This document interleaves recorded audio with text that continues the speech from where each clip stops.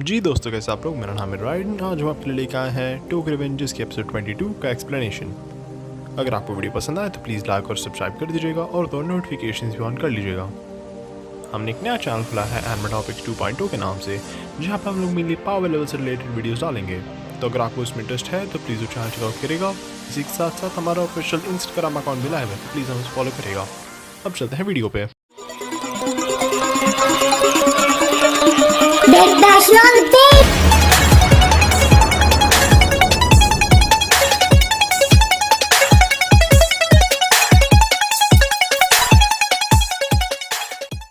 जी दोस्तों, तो एपिसोड 22 की स्टार्टिंग एक फ्लैशबैक के साथ होती है, जहाँ पर हमें दिखाया जा रहा है कि बाजी बाइक चला रहा है और माइकी से बात कर रहा है। दोनों बात करते हैं थोड़ी देर और फिर एक रेड लाइट पर आकर रुकते हैं, जहाँ पे बाजी बोलता है कि पूरे शहर में उसकी बाइक बेस्ट है। फिर ड्रैकन के बगल में आता है और ड्रैकन बोलता है कि पूरे जापान में उसकी बाइक बेस्ट है। फिर मित्सुया आता है और कहता है कि पूरे दुनिया में उसकी बाइक बेस्ट है। इसके बाद काजुटोरा आता है और बोलता है कि वो लोग छोटे दिमाग वाले ही रह जाएंगे, क्योंकि काजुटोरा की बाइक पूरी यूनिवर्स में बेस्ट है।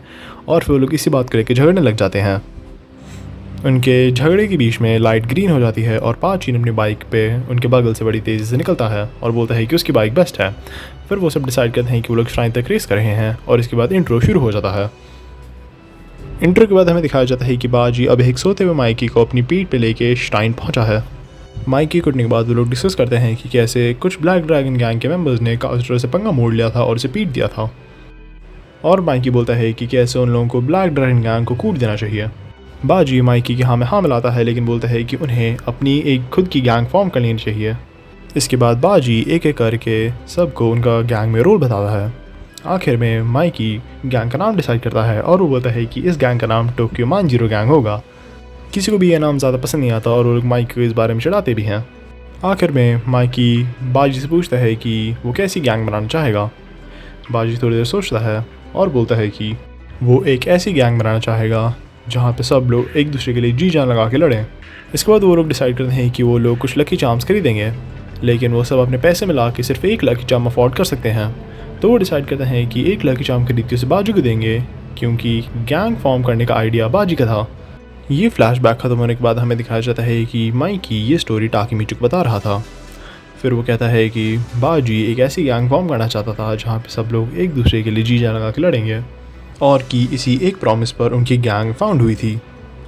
टाकीमीची फिर कहता है कि बाजी इसी प्रॉमिस को पूरा करने के लिए अकेले जी जान लगा के लड़ रहा था। इसके बाद सबके आंखों से आंसू आना शुरू हो जाते हैं और माइकी बस बाजी को सॉरी बोलता है। लेकिन तभी उन्हें पुलिस सायरन्स की आवाज़ आना शुरू हो जाती है और सब लोग वहाँ से जाने लगते हैं। इसके बाद काजुटोरा कहता है कि बाकी सबको भी यहाँ से चले जाना चाहिए और कि वो बाजी के साथ रहेगा। वो बोलता है कि उसने ही ये सब शुरू करा था और वही ये सब ख़त्म करना चाहेगा। इसके बाद माइकी भी मुड़ के चलना शुरू कर देता है और ड्रैगन बोलता है कि टोमान भी यहाँ से निकल रही है। इसके बाद काजुटोरा बोलता है कि वो माइकी को उसे माफ़ करने के लिए नहीं कहेगा और कि वो शिनिचिरो और बाजी की मौत का बोझ पूरी ज़िंदगी अपने कंधों पे लेके चलेगा। इसके बाद काजुटोरा बस अपना सर झुकाता है और बाकी सब यहाँ से चले जाते हैं। इसके बाद हमें दिखाया जाता है कि टोमान के वहाँ से निकलने के थोड़ी देर बाद पुलिस आ गई थी और उन लोगों ने काजुटोरा को अरेस्ट कर लिया था। टाकीमीची हमें बताता है कि टोमान के 150 लोग वर्सेस वालहल्ला के 300 लोगों की इस लड़ाई में सिर्फ एक बंदे की मौत हुई थी और एक बंदे को पीछे छोड़ दिया गया था, और कि थोड़े टाइम बाद लोगों ने इस लड़ाई को ब्लडी हैलोवीन बुलाना शुरू कर दिया। इसके बाद हमें कट करके चीफी को दिखाया जाता है जो बाजी के कब्र पे आया है। यहाँ पर हमें एक फ्लैशबैक दिखाया जाता है जहाँ पर हम देखते हैं कि बाजी और चीफी मिले कैसे। ये दोनों मिडिल स्कूल के पहले साल में मिले थे, जहाँ पे बाजी एक साल फेल हो गया था और इसलिए रिपीट कर रहा था। चीफी जब बाजी से मिलने के लिए जाता है वो देखता है कि बाजी बैठ के पढ़ रहा है और फिर दोनों बात करना शुरू करते हैं और चीफी बाजी की पढ़ाई में हेल्प भी करता है। इसके बाद हमें कट करके दिखाया जाता है कि आज के लिए स्कूल ख़त्म हो चुका है और चीफी चल के घर जा रहा है जब कुछ गुंडे उसे घेर लेते हैं। फिर वो लोग चीफी को पीटने लगते हैं, लेकिन बाजी आके चीफी को बचा लेता है और सब गुंडों को अकेले ही पीट देता है।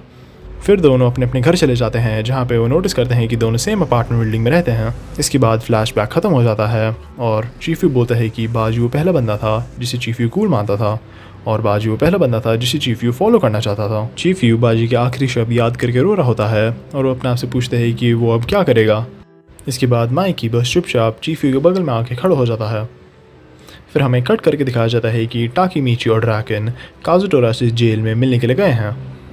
काजुटोरा ने बोलता है कि उसे 10 साल तक की सज़ा मिल सकती है, लेकिन अब वो अपनी दिक्कतों से भागेगा नहीं और डट के उनका सामना करेगा। ड्रैकन फिर काजुटोरा से बोलता है कि मर मत। काजुटोरा पूछता है क्यों, और ड्रैकन बोलता है कि वो जानता है कि काजुटोरा अपनी गलतियों की कीमत अपनी जान से चुकाने की कोशिश करेगा।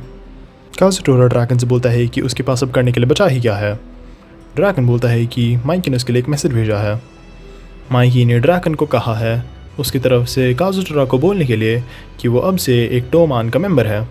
ये सुन के काजुटोरा की आंखों से आंसू आना शुरू हो जाते हैं और यहीं पे हमारा एपिसोड ख़त्म हो जाता है। पूरा वीडियो देखने के लिए थैंक यू। अगर आपको वीडियो पसंद आया हो तो प्लीज़ लाइक और सब्सक्राइब कर दीजिएगा और तो और नोटिफिकेशंस भी ऑन कर लीजिएगा।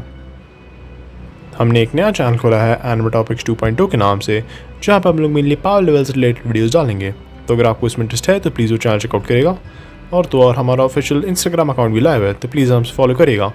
मैं आपसे मिलता हूँ अगली वीडियो में।